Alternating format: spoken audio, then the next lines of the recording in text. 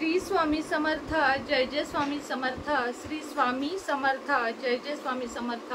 श्री स्वामी समर्थ महाराजांच्या नामस्मरणाने आजच्या व्हिडिओला सुरुवात करूया। शुभ दुपार तुम्हा सगळ्यांना। कसे आहात तुम्ही सगळे? आशा व्यक्त करते स्वस्थ असाल, मस्त असाल, स्वामींच्या सेवेमध्ये रममाण असाल।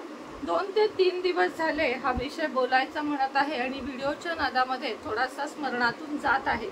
तर आत्ता झालेल्या काश्मीर हल्ल्याबद्दल अतिशय दुःख व्यक्त होत आहे, हळहळ व्यक्त होत आहे की भारत देश नावापुरता स्वतंत्र झाला आहे की काय, किंवा आपल्यासारख्या सामान्य लोकांना पर्यटन स्थळी जर असे नुकसान पोहोचत असेल ते पण फौजींच्या वेशामध्ये, तर विश्वास ठेवायचा तर कोणावर ठेवायचा। अंगावर काटा येण्यासारख्या त्या बातम्या, टीव्हीवरच्या त्या रडणारे आवाज आणि पेपर भरलेल्या बातम्या, यूट्यूब उघडले की दिसणाऱ्या त्या बातम्या बघून हृदय हेलावून जातं। तर आपल्या सरकारला आणि आपल्या सगळ्या त्या म्हणजे जे लोक हे सगळं आता हाताळणार आहेत त्या सगळ्यांना नम्र निवेदन आहे की याच्या खोलापर्यंत शिरून प्रत्येक त्या व्यक्तीला शिक्षा मिळावी ज्यांनी कोणताही दोष नसलेल्या व्यक्तींना अक्षरशः धर्म विचारून मागण्यात आलेला आहे। बोलतानाही अंगावर काटा येतो की लग्न झालेल्या नवीन जोडप्याच्या फक्त पतीला मारून पत्नीला सोडून दिलं, 2 मुलं आणि एक छोटा मुलगा, एक बायको यांना सोडून त्याच्या पतीला, प्रत्येकाला तुमचा धर्म काय आहे हे विचारून मारण्यात आलं। अत्यंत दुःखद घटना आहे आणि आपल्या सैनिकांना अतिशय आता करतातच आपल्या देशासाठी ते, आणि आता त्यांची खरी वेळ आहे आणि त्यांना या लढ्यामध्ये अगदी यश मिळावं ही महाराजांच्या चरणी प्रार्थना। आणि तो प्रत्येक जण पकडला जाऊन त्याला कडक शिक्षा नाही तर फाशीच व्हावी अशी देखील प्रार्थना आपण महाराजांजवळ करूया। आणि जे कोणी या दुःखद घटनेमध्ये गेले आहेत त्यांच्या कुटुंबाला आपल्याकडून छोटासा एक माळ तरी जप प्रत्येकानं करा की त्यांच्या आत्म्याला शांती लागू दे, आणि महाराजांजवळ सांगा की त्या कुटुंबांना, त्या सगळ्या कुटुंबांना लढण्यासाठी बळ मिळू दे, म्हणजे पुढे जगण्यासाठी बळ मिळू दे।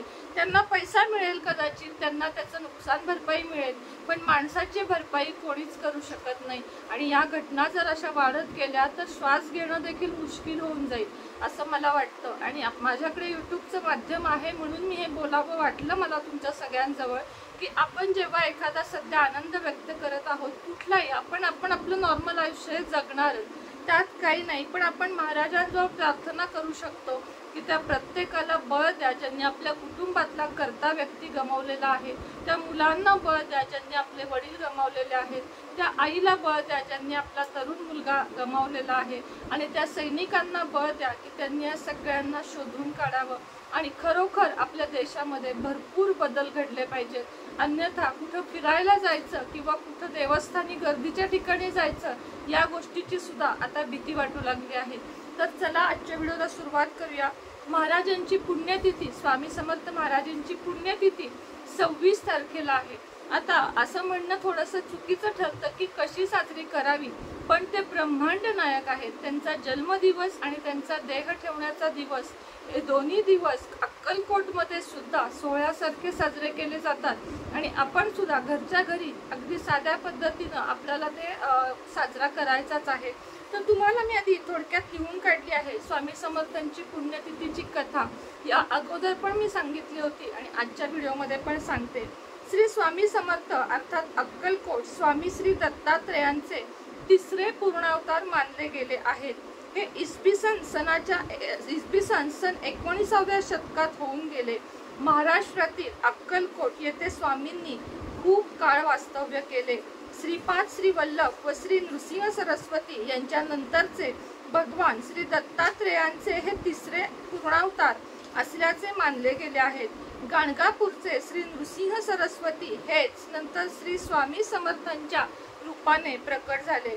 मी नृसिंह भान असून श्री शैलमल जवळील कर्दळी वनातून आलो आहे, हे स्वामींचे तोंडातले उद्गार तो नृसिंह सरस्वतीचा अवतार असल्याचे सुचवतात।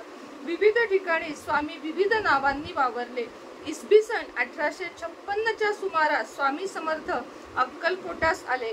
मंगळवेढ्याहून पहिल्यांदा जेव्हा ते अक्कलकोट नगरामध्ये प्रवेशले तेव्हा त्यांनी गावातील खंडोबा मंदिरामध्ये मुक्काम केला।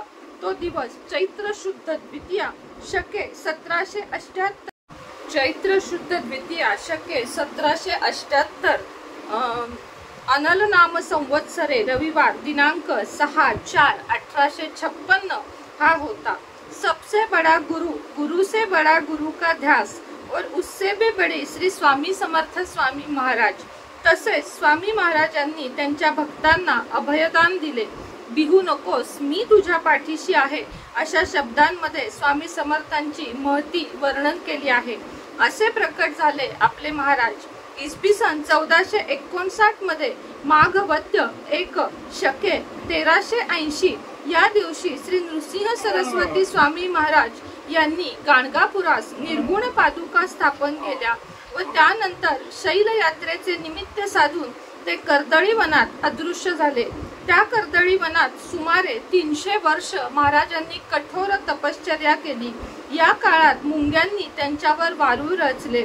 एके दिवशी उद्धव नावाचा लाकूड तोडा त्याच कर्दळी वनात लाकडे तोडीत असताना त्याच्या हातून कुऱ्हाड निसटली व ती वारुळावर पडली।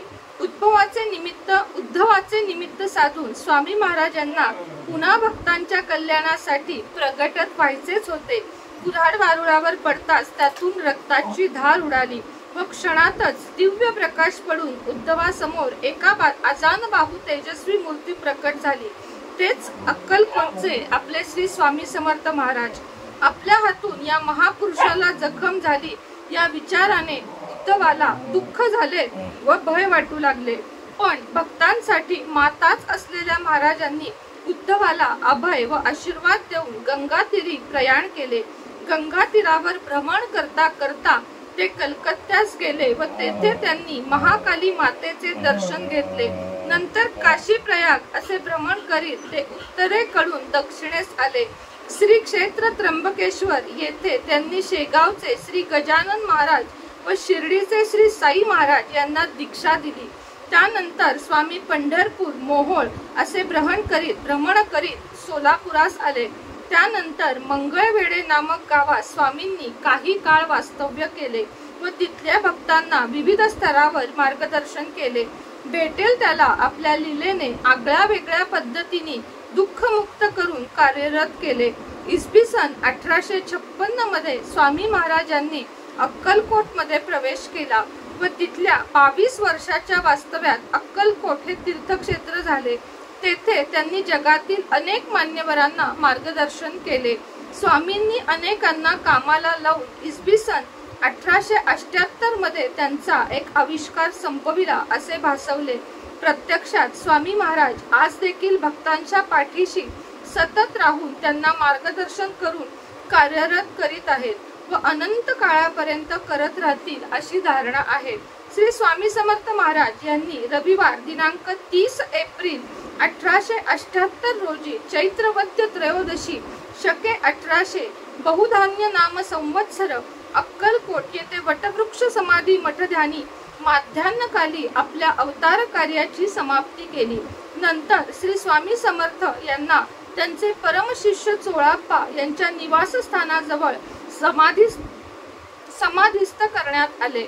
असे म्हणतात की स्वामी महाराज पुन्हा कर्दळी वनामध्ये लुप्त झाले।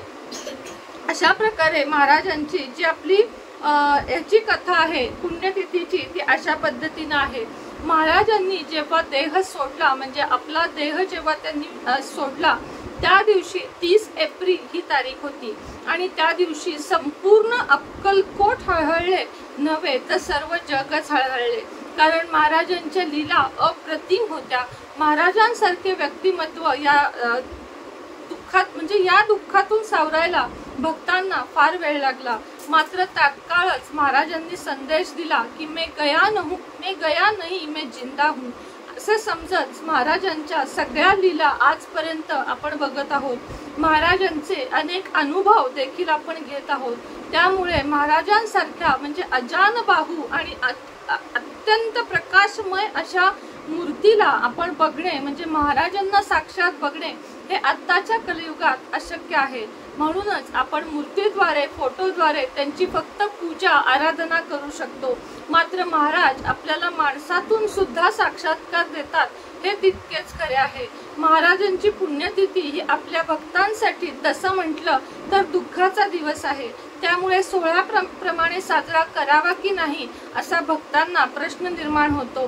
पण एवढंच तुम्हाला सांगते की ते सामान्य नव्हते, ते तर ब्रह्मांड नायक होते, ते दत्तावतार होते। त्यामुळे त्यांचा तो दिवस सुद्धा तितकाच महत्त्वाचा आहे जेवढा प्रकट दिन महत्त्वाचा आहे। म्हणून प्रत्येकाने आपापल्या घरी महाराजांच्या मूर्तीवर अभिषेक करावा, महाराजांच्या 11 माळी जप करावा, संपूर्ण सारामृत वाचावे, स्वामी स्तवन वाचावे, स्वामींची दोन्ही वेळेस आरती करावी आणि स्वामींच्या आवडीचे पदार्थ जसे की पुरणाची पोळी, लाडू, जे काही त्यांना आवडते, भजी, कडबोळे, हे सर्व पदार्थ महाराजांना नैवेद्य दाखवावा। आपापल्या परिस्थितीप्रमाणे अक्कलकोट महाराजांची पुण्यतिथी साजरी करावी। तुमच्याकडे काही उपलब्ध नसेल तरीही नुसती पूजा करून दूध, साखर, खडी साखर, शिरा, खीर हे नैवेद्य दाखवून सुद्धा महाराजांना तुम्ही भक्तिभावाने हात जोडून, महाराज सर्वांचे कल्याण करा आणि माझ्या कुटुंबाचे कायम रक्षण करा, इतकीच प्रार्थना करा आणि महाराजांची सेवा करण्यामध्ये आयुष्य घालवा। बघा तुमच्या आयुष्यामध्ये कशाची कमतरता राहते का। मात्र सुख हे फक्त पैशात तोलू नका, तर सुख हे माणसात, मनशांतीत सुद्धा शोधा, एवढीच नम्र विनंती करते आणि आजचा व्हिडिओ इथंच थांबवते। पुन्हा भेटेन नवीन व्हिडिओ सोबत, नवीन विषयासोबत। खरोखर महाराजांची पुण्यतिथी आजही कथा वाचताना अंगावर शहारे येतात आणि डोळ्यामध्ये पाणी आल्याशिवाय राहत नाही। कारण महाराज आपल्यासाठी वडील, भाऊ, आई सर्वस्व आहेत आणि अशी व्यक्ती आपल्यातून गेली, हा दिवस सुद्धा आपल्यासाठी तसं म्हटलं तर आपल्यासाठी खूप कठीण दिवस आहे। आपल्या सर्व भक्तांसाठी हा दिवस जितका कठीण आहे तितकाच तो भक्ती करण्यासाठी मोठा सुद्धा आहे। आणि लक्षात ठेवा कायम की महाराजांनी सांगितलेले आहे, हम गया नहीं हम जिंदा है, भिवू नकोस मी तुझ्या पाठीशी आहे।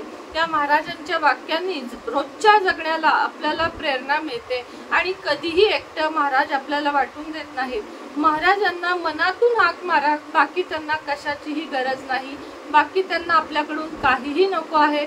आपण आपल्या हौसीनं महाराजांसाठी सगळं काही करत असतो, तेही करा, मात्र सेवेला प्राधान्य द्या, इतकेच तुम्हाला सांगते आणि आजचा व्हिडिओ इथंच थांबवते। व्हिडिओ जास्तीत जास्त लोकांपर्यंत शेअर करा, कारण महत्त्वाचा व्हिडिओ आहे। व्हिडिओ आवडला असल्यास लाईक करा आणि कमेंट बॉक्समध्ये फक्त श्री स्वामी समर्थ प्रत्येकाने लिहा, ही नम्र विनंती करते आणि आजचा व्हिडिओ इथंच थांबवते। श्री स्वामी समर्थ, जय जय स्वामी समर्थ, श्री स्वामी समर्थ, जय जय स्वामी समर्थ।